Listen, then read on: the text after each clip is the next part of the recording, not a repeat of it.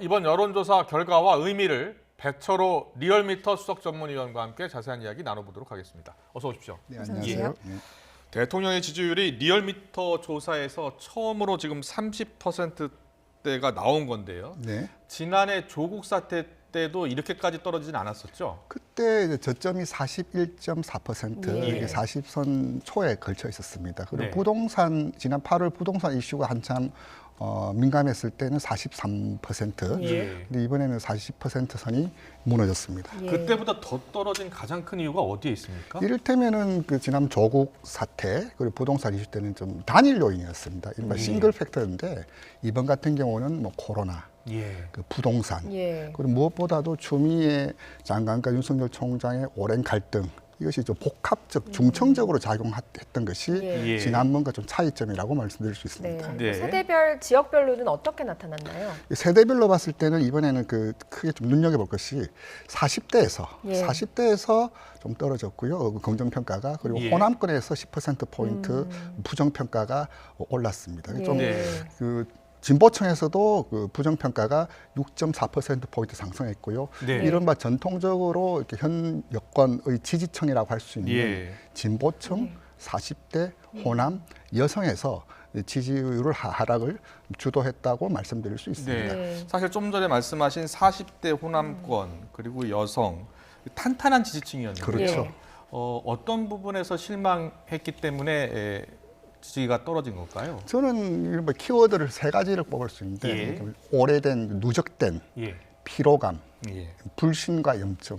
예. 즉 뭐냐면 지금 코로나 국면, 그 부동산 국면, 특히 이제 추윤 갈등도 이를테면은 지난주 화요일 직무배제 정지하면서 건물사를 탔지만은 예. 예. 지난 추미애 장관 취임했던 때, 그 거슬러 오자가면 이른바 조국 전 장관 때부터 오랫동안 누적되었던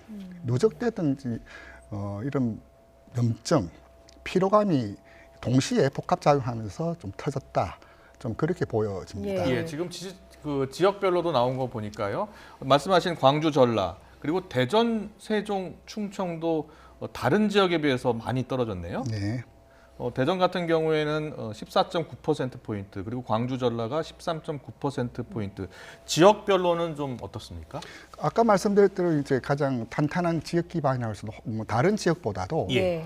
호남에서 13.9%, 14%포인트 가까이 떨어졌다는 것이 예. 현 그 청와대나 예. 민주당에서 다른 지역보다 더 아프게 다가올 대목이 아니냐, 예. 좀 그렇게 보여집니다. 네, 네, 이런 지지층이 다시 돌아온다고 해야 되나요? 네.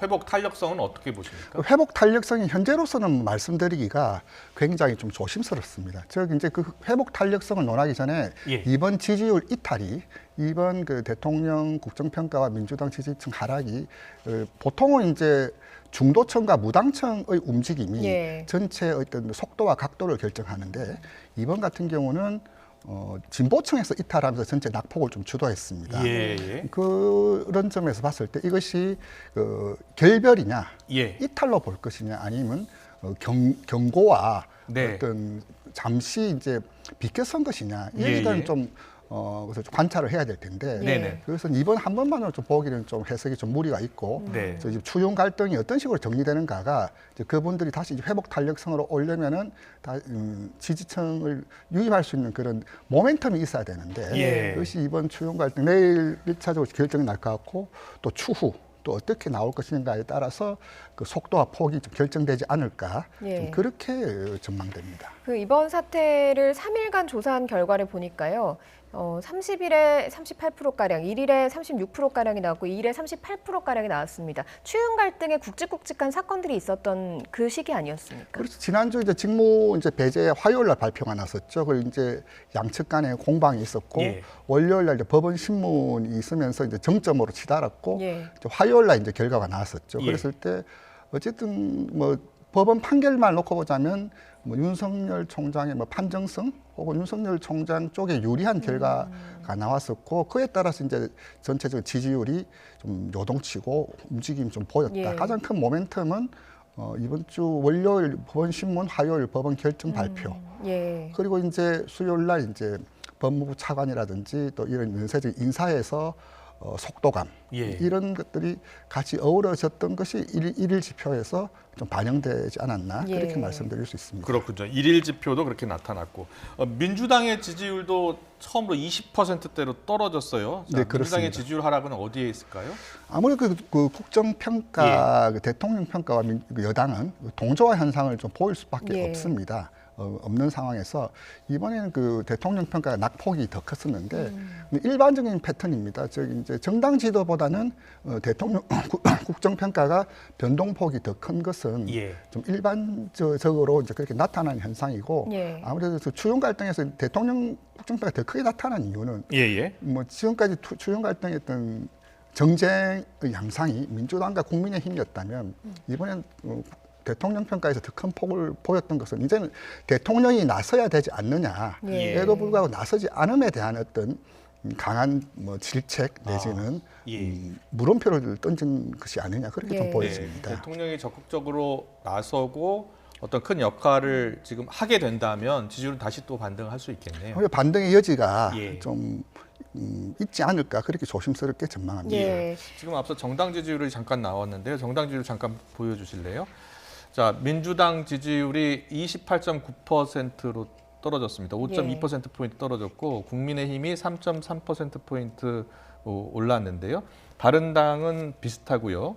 그런데 지금 여기 그래픽에는 안 나오는데 무당파 이쪽이 무당층이 많이 올라갔더라고요. 네. 자, 그렇다면 더불어민주당에서 이탈한 지지층은 다 무당층으로 옮겨갔다고 봐도 되겠습니다. 그래서 바로 이제 국민의힘으로 이동하지 않고 예. 무당층이라는 뭐 일종의 은신처라 그럴까요? 뭐 회피처라 그럴까요? 이제 그쪽으로 좀 빠져 있다. 예. 이제 그렇게 바로 뭐 국민의힘으로 뭐 흘러가진 않았다.